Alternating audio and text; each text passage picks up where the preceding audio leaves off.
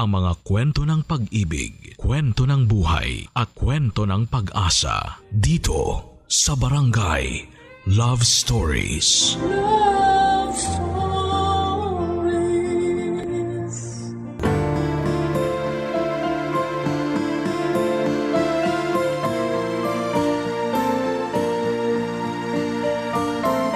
Hindi pwede na bigay todo tayo sa pagmamahal sa ibang tao tapos ay wala nang matitira para sa atin. Kaya nga dapat ay ibalanse natin at unahin nating mahalin ang ating sarili upang makapagbahagi tayo ng pagmamahal sa iba. Ikaw, kabarangay, mahal mo ba ang iyong sarili? Dear Papa Dudut, good day po sa inyo at sa mga kabarangay nating nakikinig sa Barangay Love Stories. Sobra talagang nakaka-addict ang bawat episode na tinatampok ninyo. Kaya naman nag-decide na po akong sumulat din at magpadala ng aking kwento. Pero bago ang lahat ay magpapakilala muna ako. Tawagin niyo na lamang po ako sa pangalang Norman. 35 years old at taga Malolos, Bulacan. Kung ilalarawan ko po ang aking sarili ay proud kong sasabihin na isa akong masipag na anak, mapagmalasakit na miyembro ng pamilya at talaga namang bigay todo. Ang motto ko kasi ay lahat kakayanin para sa mga mahal ko sa buhay. At kung tatanungin ninyo mismo ang nanay Mirna ko, ay papatunayan niyang nagsasabi ako ng katotohanan.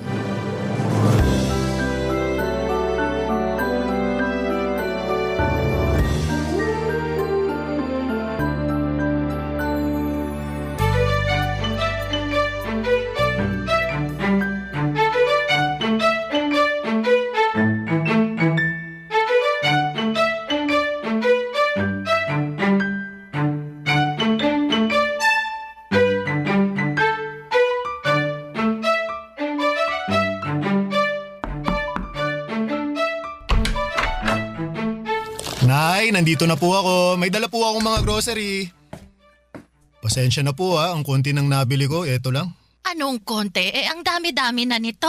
Ay, akin na nga lahat yan ang mailagay ko sa mesa. Tapos maupo ka muna dyan sa sopa para makapagpahinga ka. Sige po, Nay. Salamat po. Ako ang dapat magpasalamat sa'yo kasi gumastos ka na naman para sa bahay natin. Sweldo ko naman po ngayon, Nay. Basta, salamat pa rin. Teka, ikukuha kita ng tubig na maiinom, ha? Mukhang uhaw na uhaw ka na dyan. Medyo nga po eh. Sige po, salamat po.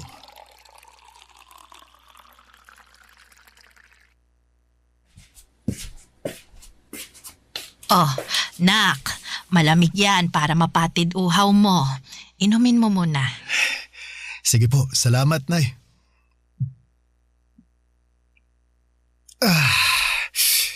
Sarap ng tubig. Tanggal uhaw ko dun. Nako, kawawa naman tong anak ko. Ang dami-daming binuhat. Kaya ko naman po, Nay. Kahit na. Ay, kumain ka na ba? Kung hindi pa, nagluto ako ng paborito mong ulam doon. Yung sarsyadong tilapia. Nako, dinamihan ko na yung itlog at kamatis kasi alam kong gustong-gusto mo yan. Oh! Wow! Ang sarap naman, Nay! Masarap talaga yon kasi punong-puno rin yun ang pagmamahal ng isang ina. Paano? Ipaghahain na ba kita, anak? Nako, mamaya na po, Nay. Gusto ko munang umupo rito sa sofa para naman malapat ko sandali yung puwet at likod ko. Ako na lang din po ang maghahain ng pagkain ko mamaya. Ayaw mo ba na asikasuhin kita? Siyempre gusto ko po, pero chillax na lang po muna kayo dyan. Ako na bahala sa sarili ko. Kakain din naman po ako maya-maya. Teka, may ibibigay po pala ako sa inyo, Nay. Kunin ko lang po wallet ko, ha?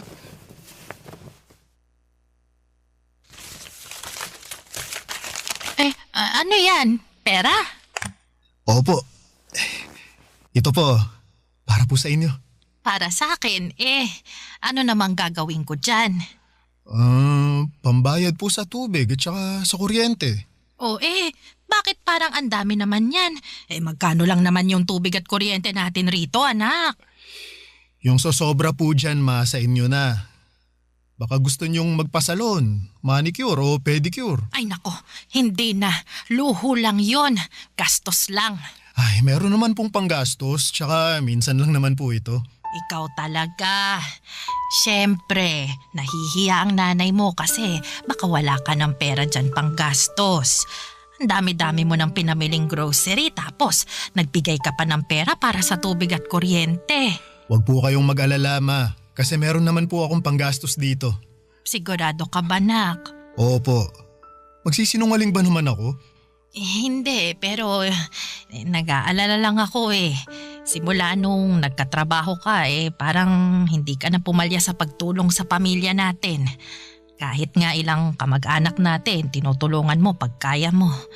Ayoko lang na masaid yung ipon mong pera. Ikaw naman yung mauubusan. Nako ma, hindi po mangyayari yon kasi sinisiguro ko na may natatabi rin ako para sa sarili ko. May kasabihan nga na mahirap tumulong sa iba kung hindi ko muna uunahing tulungan ang sarili ko. Lagi nyo kaya pinapaalala sa akin yun? Aba, oo naman. At saka, tumutulong lang naman ako sa mga kamag-anak natin kung nakaluluwag ako eh. Kung wala, tumatanggi naman po ako. Noon, medyo hirap akong humindi pero ngayon, pinag-aaralan ko na po. Tama rin naman yan. Mahirap na sa'yo lang lagi iaasa ang lahat. Kaya nga po eh. Pero masaya naman ako sa tuwing nakakatulong ako. Lalo na sa inyo at dito sa bahay natin. Alam ko, kapos din iba kong mga kapatid. Ay, kaya nga nagpapasalamat ako sa'yo, nak. Kasi malaki talaga ang naitutulong mo sa mga gastusin natin sa araw-araw. Pero paalala pa rin ha, huwag mong abusuhin ang sarili mo. Magpahinga ka pa rin. Huwag kang magpapakapagod ng husto sa trabaho at maglibang-libang ka rin.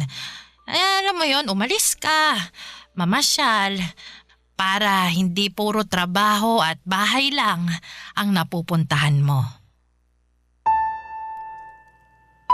Pero katulad ng iba nating kabarangay, Papa Dudut, na lumaki sa hirap, hindi naiiba ang kwento ng aming pamilya.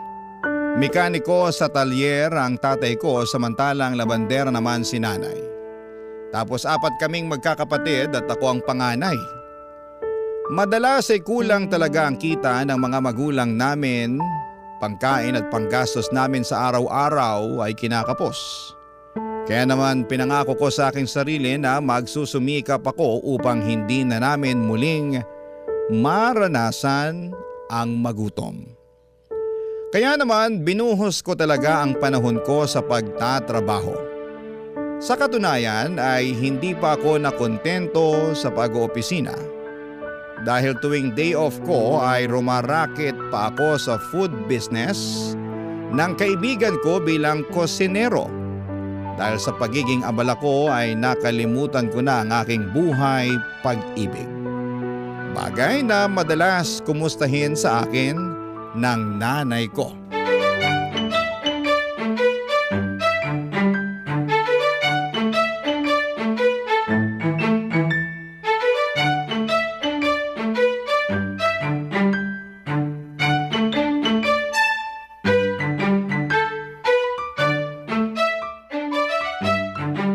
Ay, nak, pwede ba kitang matanong? Sige po ma, ano po yun? Ilang taon ka na nga ba ulit? 34 na po ako ngayong taon. Bakit po? Oh, lagpas na pala sa kalendaryo yung edad mo. Pero ni isang babae, wala ka pang nababanggit o pinakikilala sa akin na nililigawan mo. Nak, may bala ka pa bang mag-asawa? Siyempre ma, meron po. Kailan mo naman bala? Kasi nagkakaedad ka na. Nung panahon namin, ganyang edad, may 5 ng anak. Ay, iba naman po yung panahon nyo sa panahon natin ngayon. Saka sa totoo lang, wala po akong oras makipag-date dahil busy ako sa pagtatrabaho. Oo nga Kahit day off mo doon ka naman sa kaibigan mong si Tio pumapasok. Wala ka ng pahipahinga. Masaya naman po ako na marami akong ginagawa Saka nakakapagpahinga naman po ako Pero wag mo pa rin kalimutan mag-love life. Kasi baka magulat ka na lang, tumanda ka ng binata. Ma naman, wala naman po sigurong problema kung tumanda akong binata, di ba? Wala nga, pero masarap pa rin yung meron kang sariling pamilya at saka mga anak. Oo, mahirap ang buhay pero naniniwala naman ako na gagawin mo ang lahat para itaguyod yung pamilyang bubuuin mo eh. Malaki ang tiwala ko na magiging mabuti at responsable kang padre de pamilya. Sige po, Ma. Kapag meron na po akong natitipuhang babae, kayo po ang unang makakaalam. Abay, dapat lang kasi nanay mo ako. Ako ang dapat una mong pagsabihan dahil kung hindi magtatampo ako. Thank you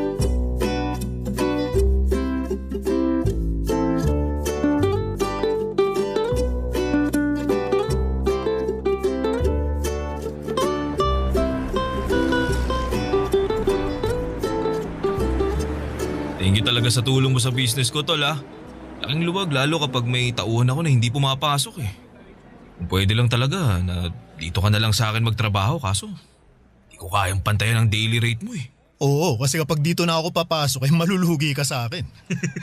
Ewan ko sa'yo. May iba tayo. Wala ka pa rin bang nililigawan, bebot? Nako, tol. Nagugustuhan nga, wala Liligawan pa kaya? Baka sakali lang naman ako na meron na. Nako, nagbabaka sakali o nakikichismis? Ganun na rin yun. Siyempre, sa ating anim na magtotropa ikaw na lang yung wala pang bebe. Ayaw naman namin tumanda kang binata kaya dapat kumilos ka na para di mangyari yun. Alam mo, tol, para kang nanay ko. Nung nakaraan lang, kinumusta niya buhay pag-ibig ko. Wala naman daw kaso maging matandang binata pero mas masarap pa rin ang may asawa at mga anak. Totoo yan. Tingnan mo ko Meron akong mga anak. Wala nga lang asawa kasi hindi naging okay pagsasama namin. Pero ayos lang dahil nasa akin naman yung mga bata Ayun, magulo na masaya. Iba pa rin kapag may kasama kang bata. Kahit nakakapagod silang alagaan pero nakakatuwa pa rin. Sino ba kasing may sabi sa'yo na gusto kong tumandang binata? Siyempre naman, gusto ko pa rin magkaroon ng pamilya.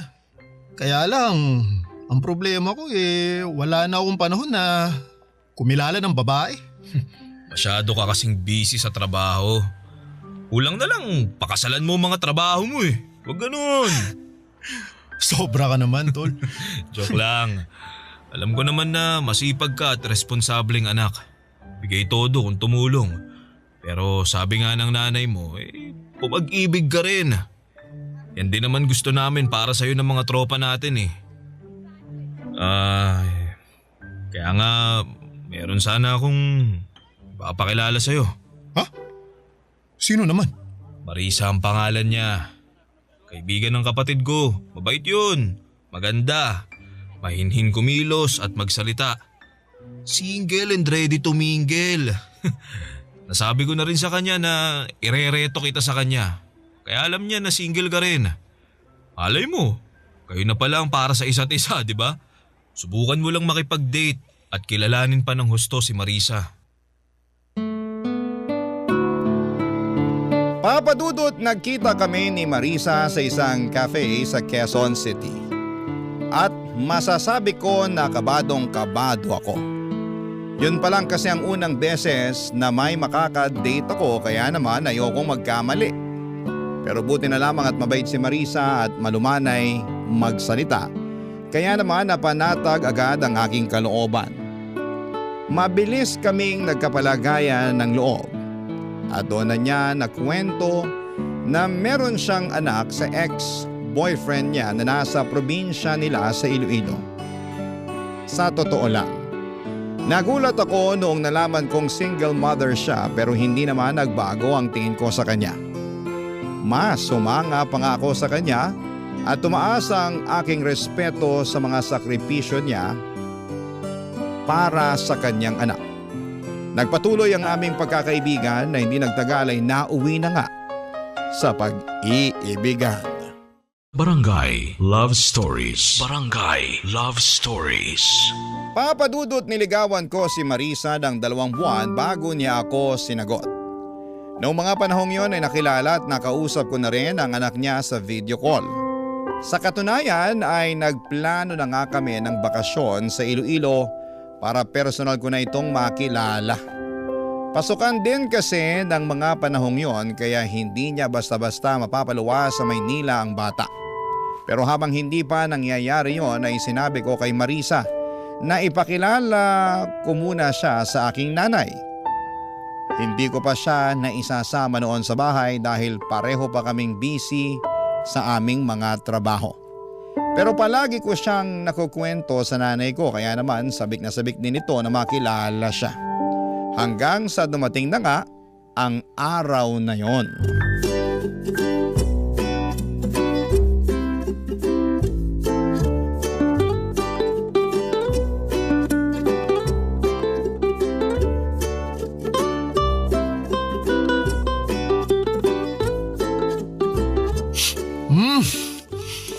Ang sarap po talaga nitong niluto niyong kare-kare, Nay.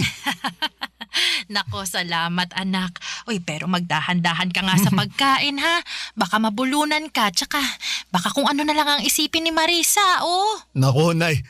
Alam po ni Marisa na masarap kayong magluto kaya ganadong-ganado ako pag kumakain. Lagi ko rin kasing nakikwento sa kanya yun, Nay. Di ba, babe? Tama po si Norman. Walang araw na hindi niya binida yung bawat luto niyo na pabaon niyo sa kanya.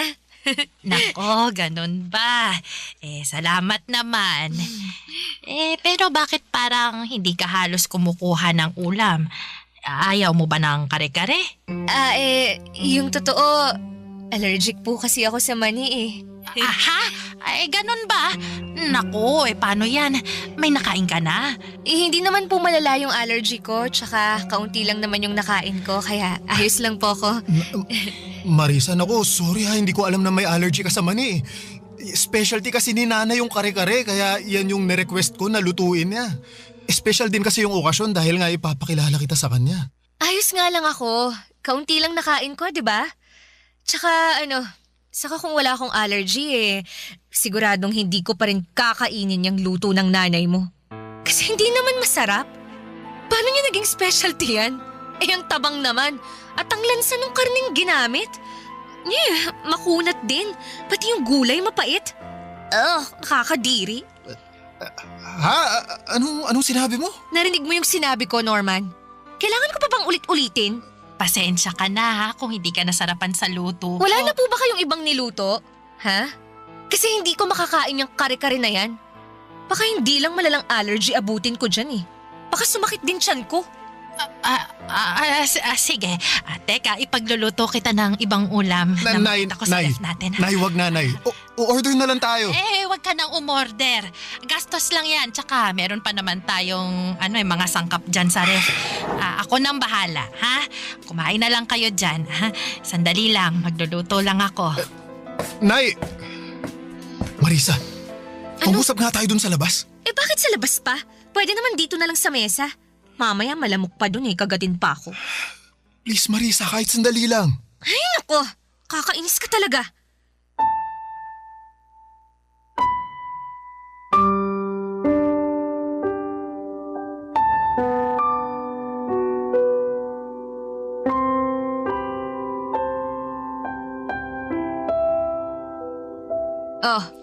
Nandito na tayo sa labas. Ano bang pag-uusapan natin, ha? Dalian mo ha, kasi ayokong papakin ng lamok dito. Hindi naman malamok, masyado ka lang maarte. Anong sabi mo? Tama ba yung narinig ko? Tinawag mo akong maarte? Sorry pero sumusobra ka na kasi. At bakit ako sumusobra, Aber? Wala naman akong ginagawa sa'yo Sa akin wala, pero sa nanay ko meron. Pinahiya mo lang naman yung luto niya, pinaghirapan niya yun. Saka saan galing yung pinagsasasabi mo kanina na hindi masarap sarap na sarap nga ako sa pagkain kanina. Aba, anong malay ko kung na-immune na yung panlasa mo sa luto ng nanay mo? Lagi mong kinakain malamang nasanay na yung dila mo. Ang bihira ka, ano ba kasi problema mo? Wala akong problema. Pero nag-expect lang talaga ako na mala 5-star restaurant yung luto ng nanay mo. Pero turns out, hindi naman pala. Hindi ko na nga malunok kaya tinigilan ko ni. Kahit titigan masakit sa mata. Okay, look. Hindi naman sa nilalait ko yung luto ng nanay mo, ha? Mali ko lang din siguro Masyado akong nag-expect. Sinadya ko pa namang hindi kumain bago pumunta rito sa inyo. Kasi nga plano ko na dito kumain ng marami. Kaya lang ganun pa ang nangyari. Mali pa rin na pinahiya mo ang nanay ko. Sana sinarili mo na lang yung opinion mo. Wow! Kasalanan na palang pagiging prangka, ha? Kung hindi ko sasabihin ng totoo, ako naman ang kawawa, di ba? Gusto mo, magsinungaling ako sa'yo? Sabihin kong nasasarapan ako sa luto ng nanay mo kahit hindi? Hirap sa'yo, masyado kang balat sibuyas eh. Kung hindi mo kayang tanggapin yung pagiging prangka ko, buti pa maghiwalay na tayo. Mga padudot, ayoko namang maghiwalay kami ni Marisa kaya naman pilit ko siyang inunawa ng mga panahong yon. Inihingi ko na lamang siya ng pasensya sa nanay ko na nagsabi naman na ayos lang. Pero ramdam ko na labis niyang kinalungkot ang una nilang pagkikita ng girlfriend ko dahil sa pagiging prangka nito na wala naman sa lugar. Hindi nagtagal, Papa Dudut, ay nagkaayos naman kami ni Marisa kaya lang ay habang umuusad ang aming relasyon ay unti-unti kong nadidiskubre ang natatagong ugali ng girlfriend ko. Taliwas po sa pagiging mahinhin at malumanay niyang magsalita. Noong una ay ang natatago niyang kaartihan na wala sa lugar at pagiging matabil ang dila. Bukod doon ay magastos din po si Marisa, Papa Dudut.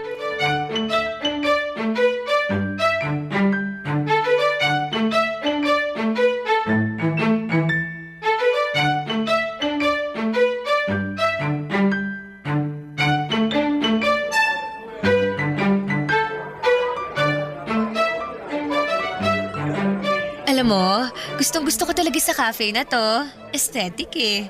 Sigurado akong pupusuan na naman ng mga friend ko online yung My Day ko. Aesthetic nga pero di naman masarap yung kape saka ang mahal ng menu nila. Sabi ko naman sa'yo, subukan natin sa iba eh. Meron akong alam na kabubukas lang pero maraming magagandang review. Ayoko sa iba. Gusto ko rito.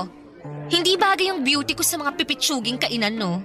Maawa ka naman sa akin. Maaate mo ba na i-date ako sa isang mabaho at mamurahing lugar? Marisa, para sa kaalaman mo, hindi mabaho yung lugar na gusto ko sanang puntahan natin sa date natin ngayon. O, edi sige. Hindi na kung hindi. Pero mamurahin pa rin.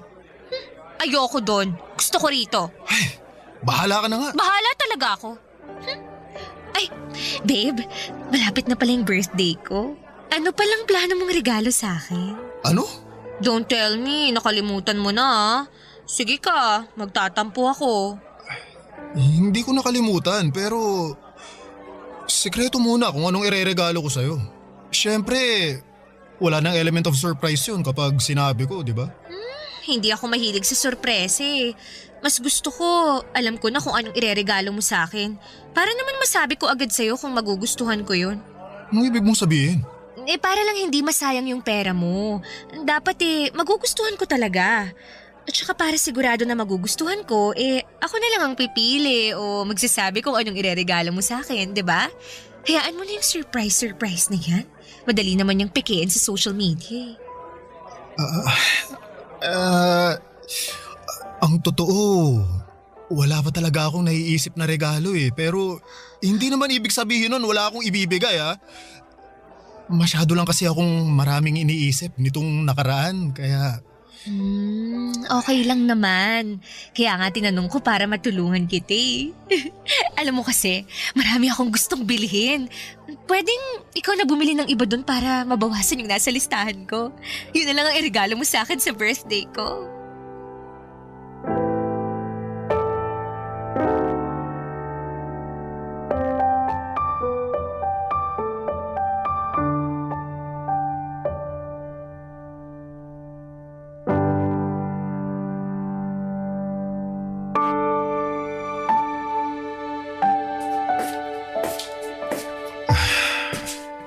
Nandito na po ako, Ma.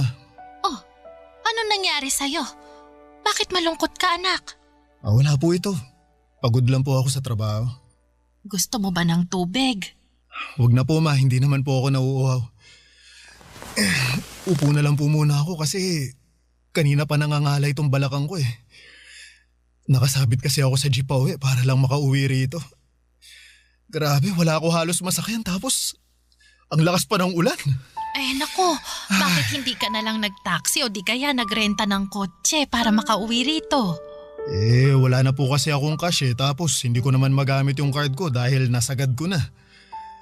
Wala pa akong pambayad kasi sa susunod na linggo pa yung sweldo namin. Oo nga pala ama, pasensya na po pala kasi baka hindi ako makapagbigay para sa grocery natin sa sahod ko Unahin ko lang pong bayaran yung credit card ko kasi baka magka-penalty po ako.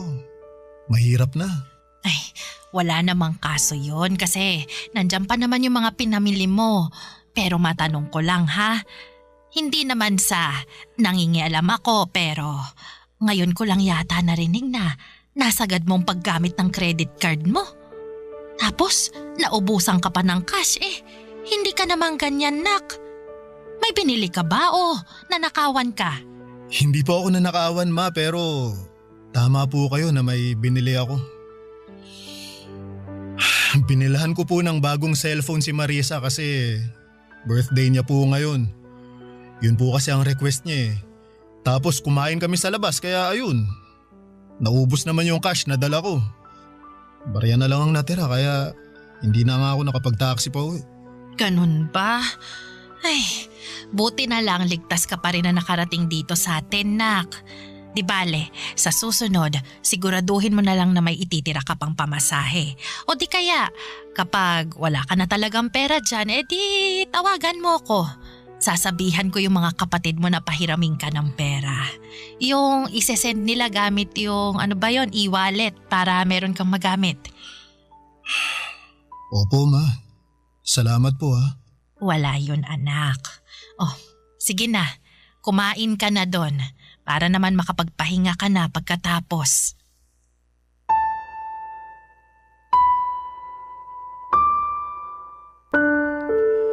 Papadudot hiyang-hiya ako sa nanay ko ng mga panahong yon. At bagaman sinabi niya na wala namang kaso kahit magkano lamang ang ilaan ko para sa bahay namin ay hindi pa rin mawala sa akin yung pakiramdam na nagkulang ako. Sa kabilang banda ay ayoko namang makaramdam ng pagsisisi na mas inuna kong bilhin ang birthday gift ni Marisa up to the point na nagipit na ako. Kaya nga ginawa ko talaga ang makakaya ko upang i-budget ng maayos ang aking sweldo kaso'y sadyang nahihirapan ako dahil sa pagiging maluho ng aking girlfriend. Hindi ko na lang namalaya na naubos na pala ang ipon ko sa mga bagay na pinabibili niya na hindi lang para sa kanya kundi maging sa anak niya. Hindi ako maramot na tao. Pero nung time na yon ay nasaid na talaga ako papadudot. Hindi lang sa pinansyal kundi maging emosyonal at mental. Barangay Love Stories. Barangay Love Stories.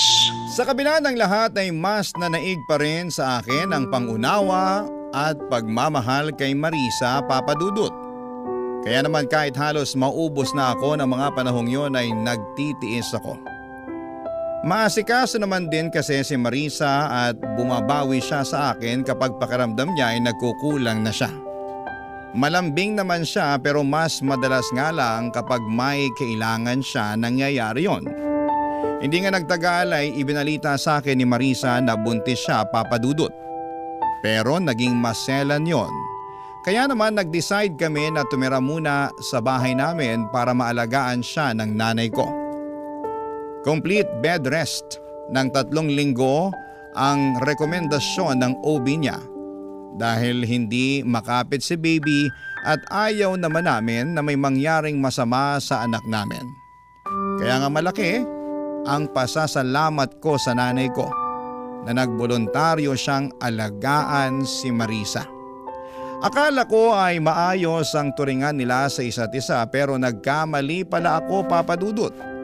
Isang beses ay narinig ko sila na nagtatalo sakto galing akong banyo dahil katatapos ko lamang maligo.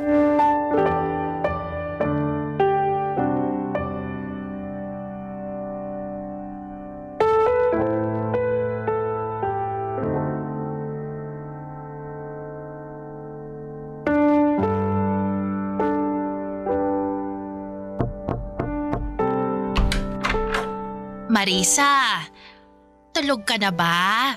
Hindi po, Nay. Pwede ba akong pumasok? Kukunin ko lang yung mangkok na pinaglagyan ko ng lugaw. Sige po. Hala, nak! Bakit yata parang hindi mo namang kinain tong lugaw? Wala naman kasing lasa tsaka nakakasuka. Paanong nakakasuka maayos naman at malinis yung pagkakaluto ko dyan. Tsaka may lasa yan, tinikman ko yan kanina Sa wala nga akong nalalasahan Alam nga namang ipilit kong sabihin na meron kahit wala, di ba? Lumabas naman akong sinungaling nun. Ganun ba? Pasensya na ha. Baka nagkamali lang talaga ako. Hoy, Marisa. Bakit mo sinisigawan ng nanay ko? Hindi ko sinisigawan ng nanay mo. Nag-uusap lang kami. Anong hindi Ang taas ng boses mo saka dinig na dinig ko dun pa lang sa banyo. Kaya nga tinapos ko na yung paliligo ko para labasin na kayo. Hindi ko nga sabi sinisigawan yung nanay mo. Masyado ka namang OA Pinagsasabihan ko lang siya na hindi masarap yung lugaw na niluto niya para sa akin. Tsaka, bakit ba siya panipakain sa akin ng lugaw? Wala naman akong sakit. Nagkataon lang naman talaga na kailangan kong humilata sa higaan na to ng 3 linggo, pero hindi naman ibig sabihin no na hindi ko kayang ngumuya ng matinong pagkain. Ayoko niyan. Hindi ako nabubusog dyan tapos ang tabang pa. Marisa, pwede mo namang sabihin ng maayos sa nanay ko Hindi yung ganyan na pinagsasalitaan mo pa siya ng hindi maganda. Teka nga, abogado ka ba ng nanay mo? Anong sinabi mo? Lagi mo na lang kasi siyang pinagtatanggol imbis na ako ang kampihan mo. Baka nakakalimutan mong partner mo ko at magiging nanay na ng anak mo. Siyempre hindi ko nakakalimutan yun pero nanay ko pa rin yung binabastos mo. Anong binabastos pinagsasasabi mo dyan? Alam mo sumusobra ka na ha? Ma, magsalita naman kayo! Sabihin yung hindi ko kayo binabastos! Hindi naman ako binabastos ni Marisa, anak. Anong hindi? Dinig na dinig ko nga mga pinagsasasabi sa inyo ng babaeng yan. Hindi na niya kayo nirespeto. Hoy Marisa, nanay ko pa rin yung kausap mo At wala kang karapatan na bastusin siya. Wala ka ba nanay? Ano bang klaseng tanong yan? Sinong nag-aalaga sa anak ko kung wala akong nanay, di ba? Meron naman pala pero ganyan mo ba kausapin at pakitunguhan ng nanay mo? Hindi! Nanay ko yun Kung ganon, matuto ka ring igalang ang nanay ko kasi parang ako na rin yung hindi mo nirespeto sa tuwing binabastos mo siya. Ang bait-bait ng nanay ko pero hindi ibig sabihin pwede mo na siyang abusuhin. Ni minsan hindi kanya pinatulan. Siya pa nga madalas humingi ng pasensya matapos mo siyang tarayan, di ba? Sana dun man lang maisip mo na nakakabastos ka na. At kung kaya mong irespeto ang nanay mo, sana gawin mo rin yun sa nanay ko. Norman, hindi naman siguro sinasadya ni Marisa kaya hayaan mo na lang. Ayos lang naman ako Tingnan mo! Ayos lang naman pala sa nanay mo Pero kung makareact ka dyan, akala mo nakagawa ko ng krimen? Pasensya na, Pasensyahin mo mukha mo! Sabi ng OB natin hindi raw ako dapat ma-stress, pero sa'yo ako nai-stress! Isama mo pa yung nanay mong ewan! Sana talaga doon na lang ako sa nanay ko sa Iloilo umuwi! At siya na lang yung dapat na nag-alaga sa akin! Hindi kayo! Papadudot dismayado ako at nasaktan sa kung papaanong pakitunguhan ni Marisa ang nanay ko. Akala ko kasi nagbago na siya pero maling-mali ako dahil hindi naman pala papadudot. Sa palagay ko nga ay mas lumala pa ang pag-uugali niya dala na rin ang kanyang pagbubuntis. Isyo na rin kay Marisa na nagbibigay ako ng ambag sa bahay namin lalo na at magkaka-baby na kami. Dapat daw ay sila na lamang ang sinusuportahan ko at hindi na ang pamilya namin. Hindi ko naman pinapabayaan si Marisa at ang magiging anak namin pero hindi ko basta-basta mapuputol ang suporta ko sa nanay ko. Kaya nga sa abot ng aking makakaya ay binabalanse ko yon. Kaso'y hindi yon maintindihan ng kinakasama ko. Pinaramdam niya sa akin at sa nanay ko kung gaano niya kaayaw yung setup namin. Paulit-ulit niya akong sinasabihan na maghanap ng marirentahan dahil kaya naman niyang asikasuhin ang kanyang sarili. Lumipas nga ang 2 buwan at naging okay naman ang baby namin kaya hindi na kailangan ni Marisa na mag-bed rest. Dahil doon ay nagpaalam siya sa akin na lalabas siya para makipagkita sa dati niyang mga katrabaho, bagay na pinayagan ko naman. Kaya lang ay meron akong nalaman na labis kong kinabigla.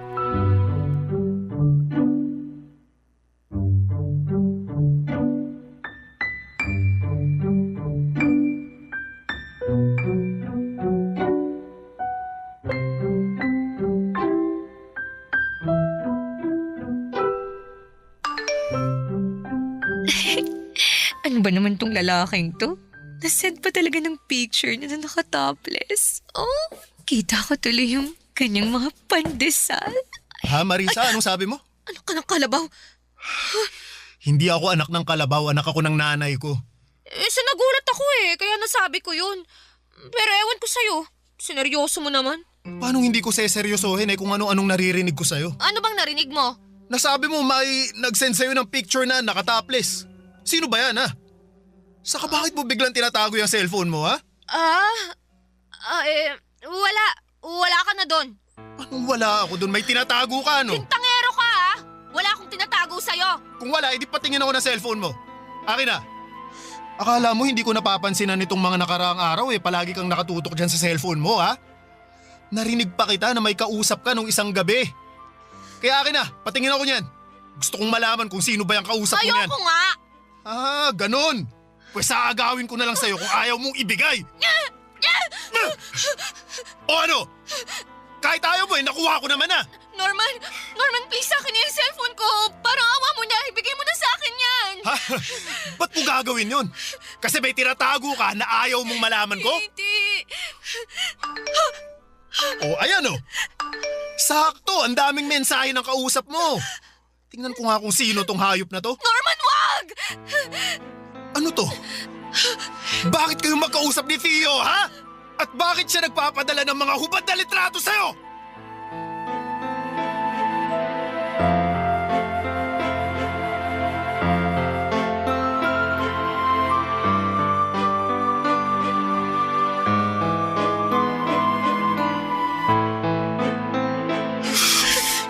Nasaan na yung hayop na yun? Walang hiya ka, Theo. Norman, wag mo nang sugurin si Tio. Ikaw! Hayop ka, Theo! Akala ko kaibigan kita pero tinalo mo ako! Dapat sa mukha mo sinusuntok para makita mong hinahanap mo!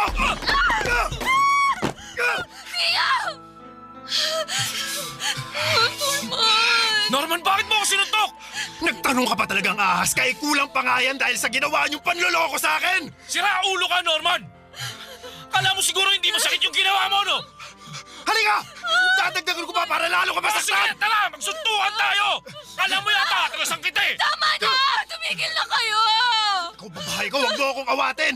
Tuturuan ko pa ng leksyon yung lalaki yan! Ano bang ginawa ko sa'yo, ha? Sige nga! Nagtatanong ka pa rin!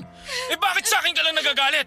Eh si Marisa naman ang unang lumapit sa akin, Paano hindi ako magagalit? Nakita ko yung mga hubad na litratong sinend mo sa girlfriend ko! Baka nakakalimutan mo. May kinakasama na si Marisa at ako yun! Hindi ko naman nakalimutan yon. Pero yung kinakasama mo, ang humingi ng mga picture ko na yon. Ano? Hindi totoo yan! Anong hindi totoo? Sabi mo gusto mong makita ang katawan ko kaya nagsend ako ng picture. Kaya lang nagpahuli ka naman kay Norman kaya yari tuloy tayong dalawa. Tio! Sumusobra ka na, Norman. Akala mo hindi kita papatulan, ha? Sige! Magsuntukan tayo! Para lalo kong mapadugo yung bastos mo ka! Ano ba kayo? Sinabing tama na eh! Makinig naman kayo sa akin! Huwag akong magsabihan at awatin mo kundi ang Norman na yan. Siya naman na noon ang nanunto ka at pag-amok dito sa pamamahay ko. Meron akong dahilan kung bakit ko ginawa yun! Tinalo mo ako, tol! Akala ko pa naman magkaibigan tayo! Tigil na kayo sa amin! Ang sakit! Marisa! Marisa! Marisa, nagdudugo ka! Ang baby ko! Ang baby ko! Tulungan niyo ako! Ang baby ko! Dalhin niyo ako sa ospital!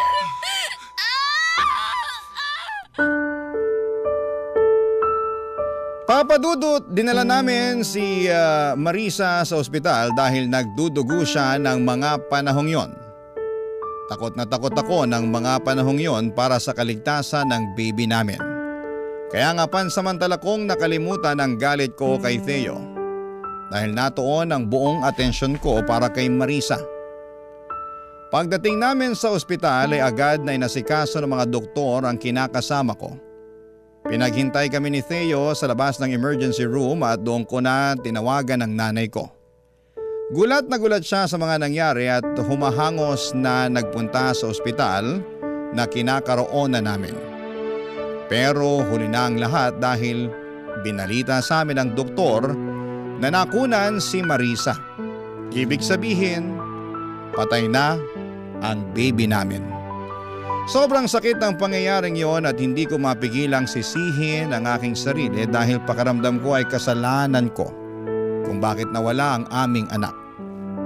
Pero mas masakit na pagkagising ni Marisa ay inamin niya sa akin na hindi ako ang ama ng sanggol na dinadala niya.